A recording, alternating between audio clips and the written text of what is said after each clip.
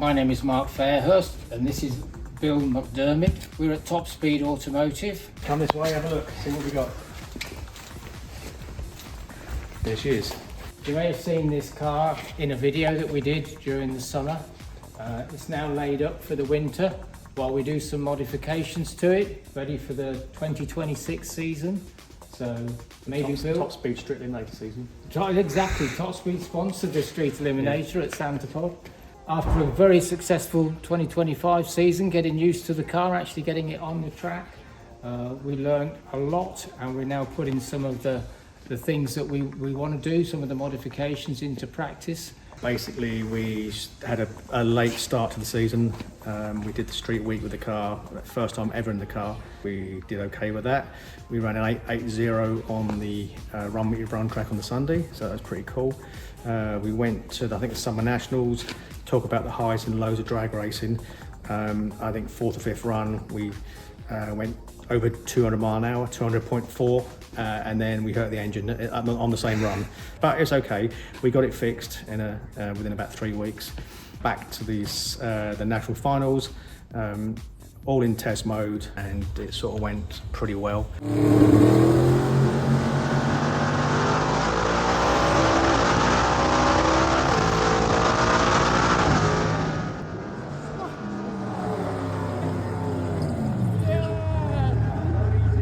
Culminating in a 7.2 at 204, which was for the limited runs we have on the car, and for me with the car, I've got less than sort of 15 passes myself in this car.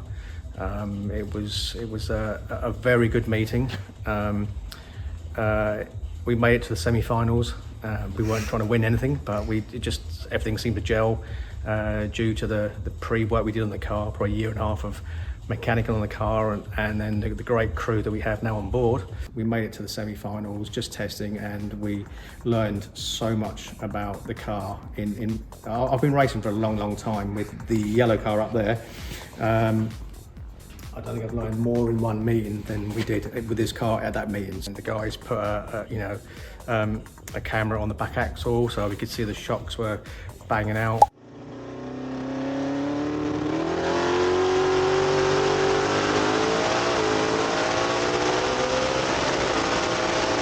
Yeah, so Bill, there seems to be some big bits missing here. Maybe you'd like to say what's going on? Well, like I said, on the last meeting, we put a little bit more power into the car, and because of the ride height sensor we have on it, we realised that the front struts were actually, they're called topping out, so it wasn't giving us much travel. Not putting the weight on the back of the car. Long story short, we sent the struts back to Strange, and they got them in a minute.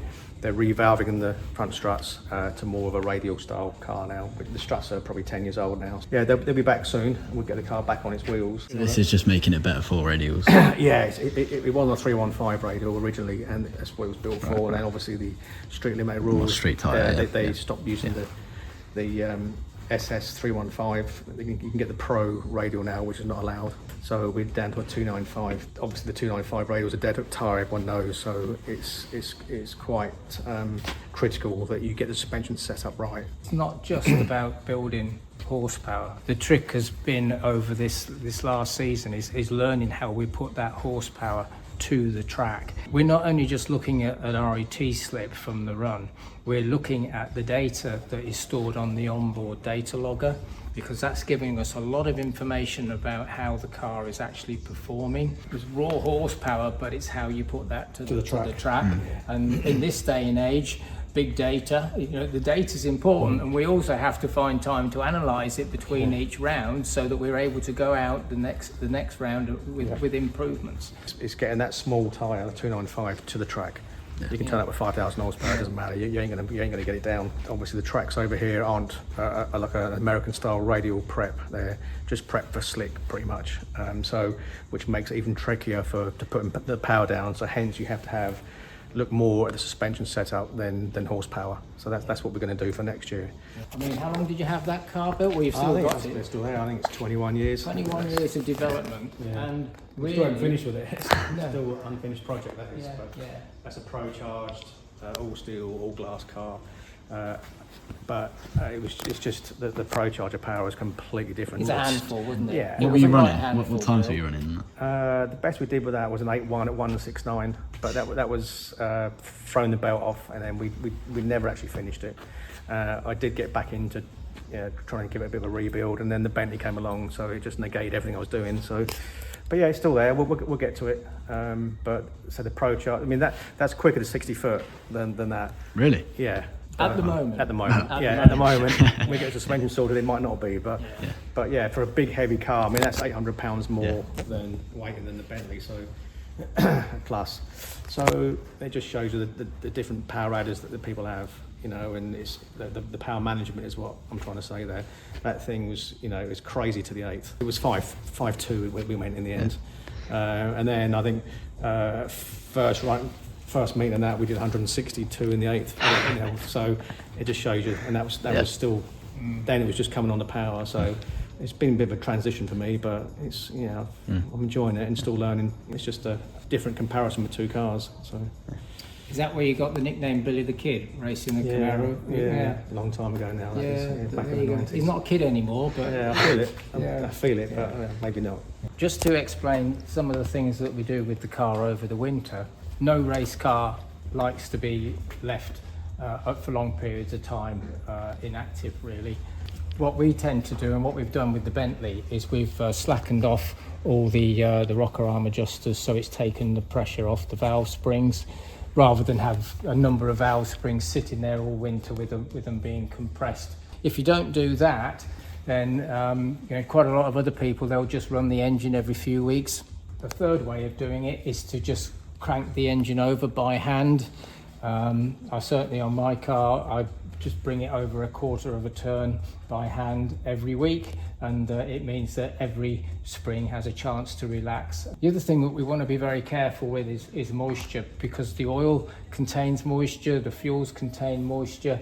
If you take your plugs out, you can then squirt a fogging oil or equivalent product in the cylinders and turn it over a few times, and that will at least give a protective coating on the cylinder walls. So those are the minimum things that you need to do. I know some people will drain the coolant, and it's obviously important if you've got coolant or antifreeze in your cooling system. You want to make sure that that's up to spec if you're storing it without any heating in the garage. So it's just common sense things which are applicable to any engine that you store, and even more so on a race car like this. Thermal management on a race car is a headache, and a lot of people don't understand this until you see the complexity of hot pipe work. We've got pneumatic control lines, some of them are PVC or nylon, and we have to keep on top of anything that shows a sign of heat damage. We're always looking for the latest thermal insulation products, aren't we, and upgrading as we go along.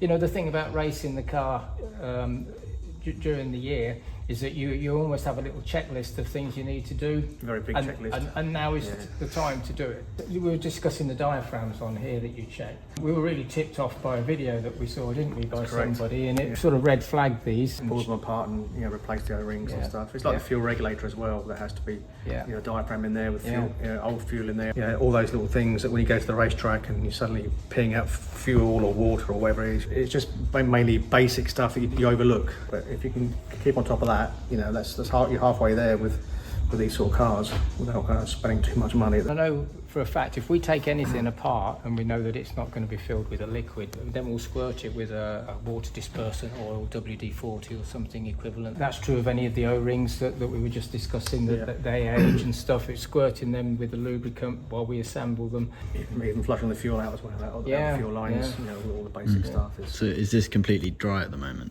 It is now, all the water's out of it, all the fuel's out of it. Preventive maintenance is the key. Yes. The other thing that you're chasing is leaks. They might even be small leaks, but what you need to do is your checklist is you remember certain fittings we've actually had to replace. Re-welded some fittings on the radiator here. We were on top of it, but it was one thing we knew we could do better, so we've gone out and gone through that checklist and replaced anything that was suspicious. The other thing, and it might only sound a small bit, but keep the nice shiny bits shiny. You know, it's easy if they get moisture on it, they start getting tarnished over the winter. And if you can keep them shiny, they'll actually stay shiny longer, and they're much easier to clean, isn't it? Rather than have to sort of, you know, spend a lot of time trying to polish corrosion that's eating into things. But what we'll do, we'll get the car up in the air, and we'll go through some of the other things that are easiest to show you from beneath. And we've also got some of the components that we're changing, and we've got them on the bench. You can see it's in a few bits at the minute.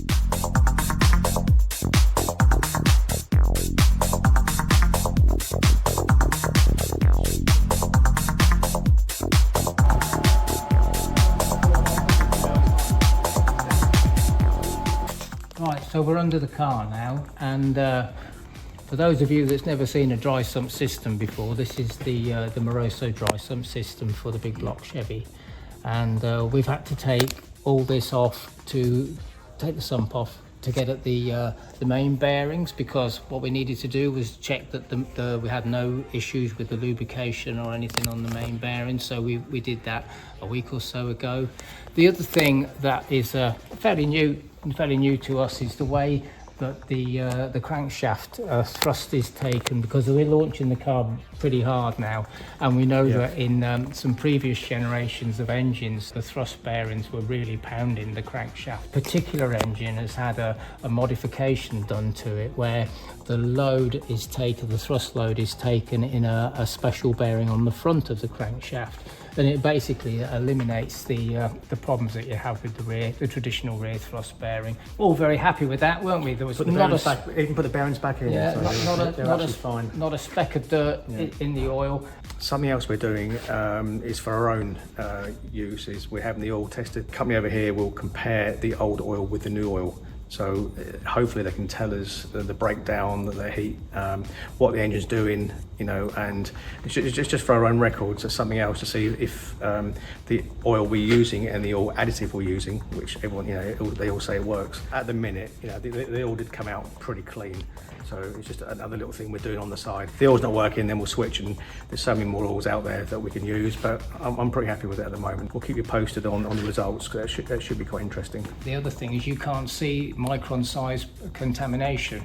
And if we can get some wear debris analysis going on, then we'll know what parts are wearing, and we know what parts to keep an eye on. So it's all really useful feedback stuff. The wear debris analysis lets you understand a little bit more about what's going on in the engine, which components are working real hard, what levels of filtration you need, etc. So that's really useful stuff. This is quite a high-tech operation, we've got to admit. At the end of the day, it's a development exercise that we're creeping up on, and we're learning along the way. Yeah, that's part of the reason for doing that, and we're grateful to have an oil company on board working with us. They can tell a lot, can't they, Mark? From the you know, the oil, how the engine's performing, and how the oil is working. So that should be quite interesting, I think. Yeah, we were just making sure that we made some good upgrades, which it looks like, you know, we did, because we haven't found any anomalies, and they all that came out after 10 runs and a cruise, it looked like the oil that just, you know, come out of a can. So while you're under here, we're adding an engine diaper and ballistic shield, if you want to call it that, which is a mandatory regulation for a car going this fast. Not only 750 and below, isn't it? 750 and below, and not only does it capture any potential drips that might be on the drag strip, spoiling not only our fun but anybody else's fun. The other thing about the ballistic shield with a turbocharged car like this is that it holds any, if we have a catastrophic failure, it holds it all in one place rather than scattering it all over the track, and again creating extra problems with Bill if it should happen while he's doing any speed while he's driving. Safety is paramount, isn't it, Bill? Let's be honest.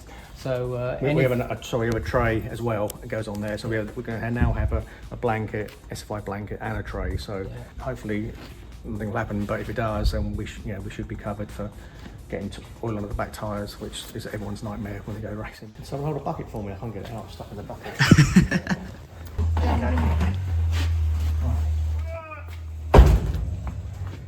It's fair to say that there's something going wrong here. You know, the splines on this 36 35. 35 spline. Looks like a banana. Shaft, well, can't count. Yeah, you know, things were not all very well when we took this apart. Maybe you want to explain a bit more, Bill, because you did it.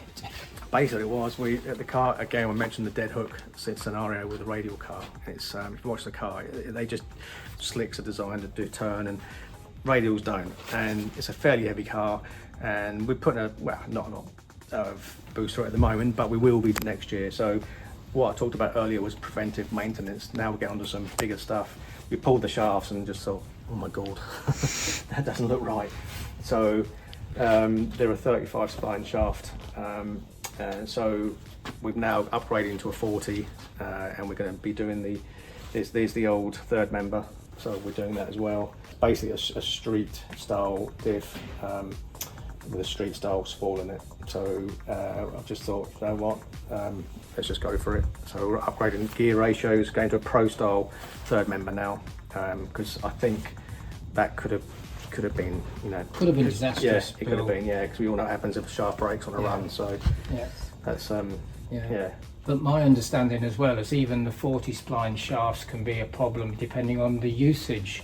You know, so the toughness of the shafts, particularly because some of them are okay for drag racing, and some of them are not designed to be on the street. So you need to work very much with the equipment supplier to make sure he understands or she understands your usage, so that you don't get the wrong shafts for the job. Compare that to the pro style third member.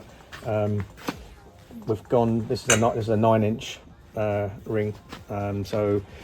Which is fine. Then we've now got a 9.5, which just about fits in there. So we've got a bigger ring, and then the other one is double bolted as well.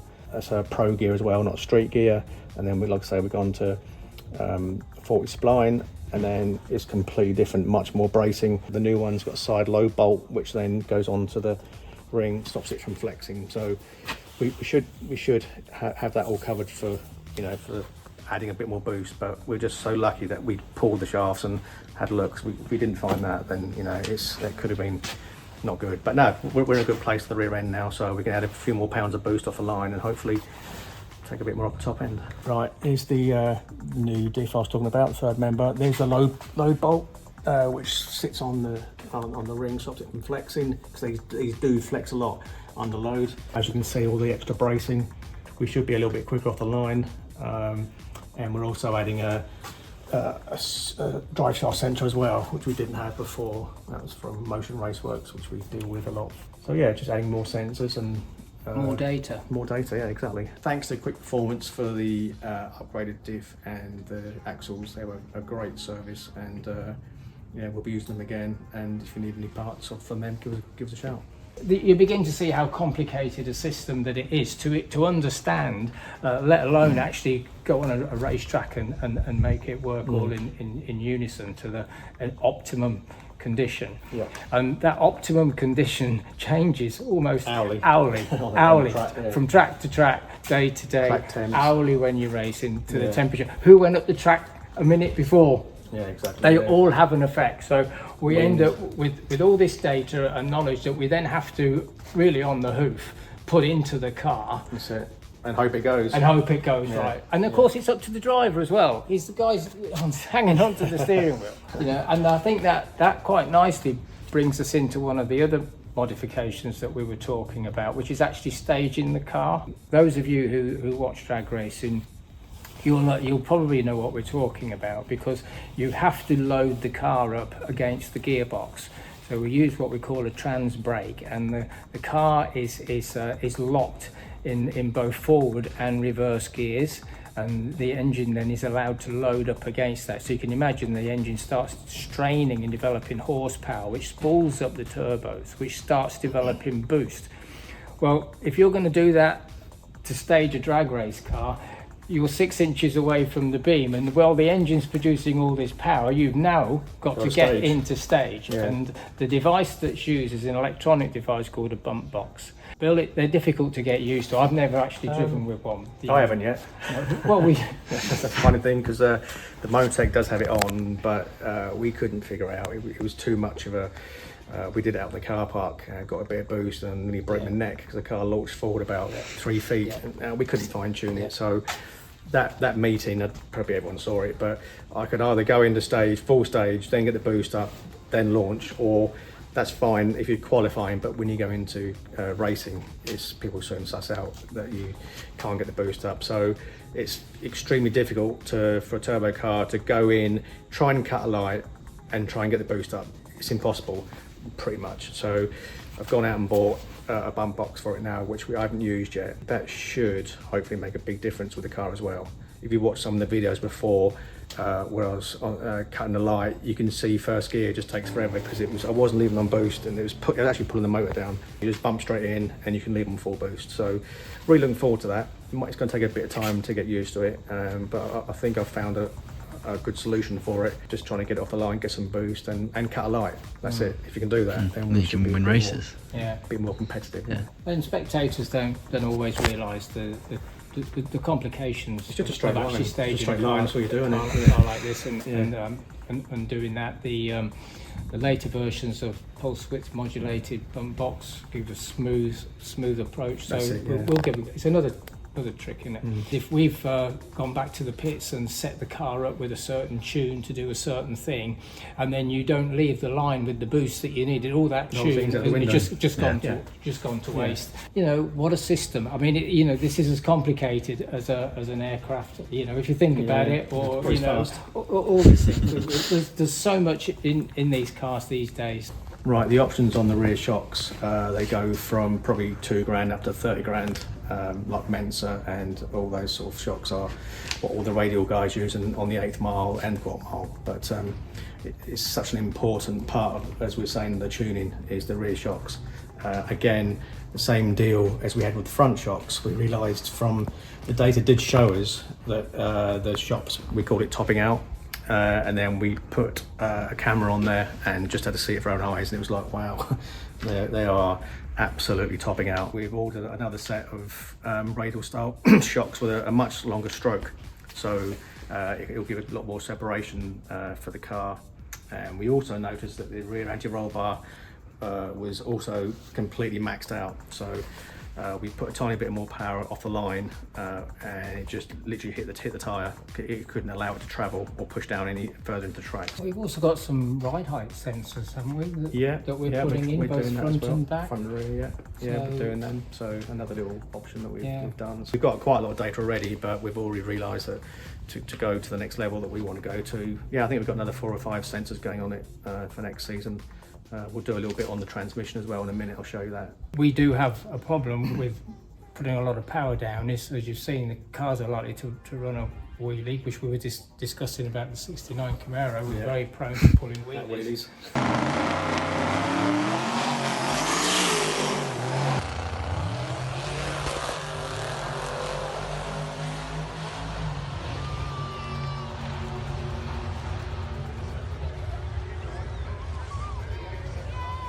Stop it bleeding. So one of the tricks that you can play with the front ride height sensor is when it gets to a certain height, you can feed that back into the engine controller and pull some horsepower, well, quite a lot of horsepower. Just take ignition out, can't we? Out of the engine, take some timing out of it. So this is the Turbo Hydro 400 transmission out of the Bentley. Not a standard transmission by any means, Bill. I mean, it's got the same sort of length and style as a Turbo Hydro 400, but that's about where the similarity ends, isn't it? That's about as far as it goes. So it's all aluminium. It's got the proper shield on it. It went to Edge Racing, done a great job on it. This is one of the things that probably doesn't really need a freshen, but we're going to do it anyway. It's only done 15 runs, and we did street week with it, so that was a fair few miles, 260 miles. But we're going to send it back to them anyway and get the Pro Torque converter checked over. I'm sure everything's fine.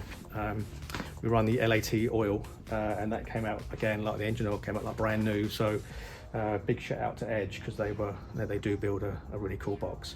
So it'll go back to them. We'll do that, and then also we're adding some pressure sensors, torque converter pressure. So we've added that. So we'll wire that into the Motec, and then There's the transmission pressure as well, that one there. We've also been seeing this in the background, Bill. What's going on here? What's this?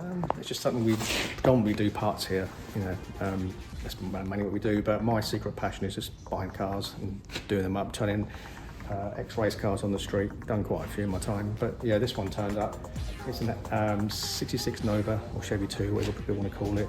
It's an ex-Outlaw 10.5 nitrous car, and it's got a nice little history from racing.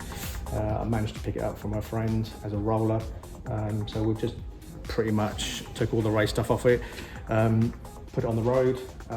It's almost finished, full rewire, all new interior. The car is stunning. I'll show you under the hood very quickly. It's a standardish big block Chevy 454 standard ball, 4-bolt. We put a cam in it, well, Mark put a cam in it, through the mufflers. Yeah, it's a nice little light car. It's going to do something, you know, a really good turn. The car's not really been out before. But yeah, it's just a stunning looking car really, so I'm not sure if I want to sell it, but see what happens.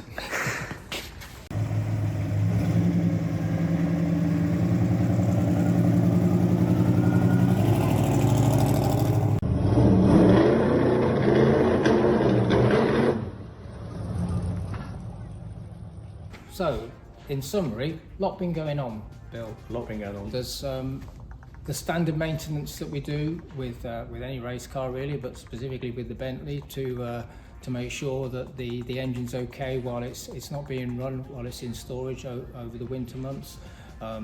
We've done a lot of little things with heat shields, leaks.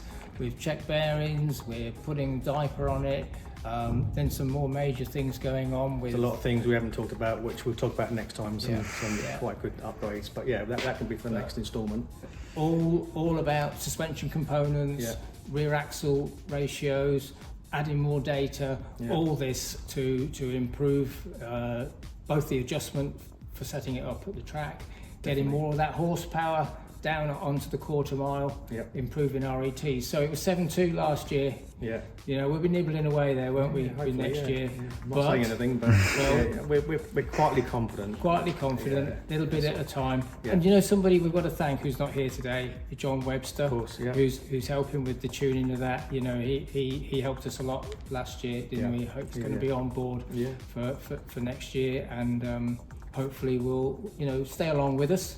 Enjoy the journey, and you know, we'll keep giving you tips and updates as long as you enjoy them. So if you like the video, do the thumbs up. Topspeedautomotive.co.uk. Yeah.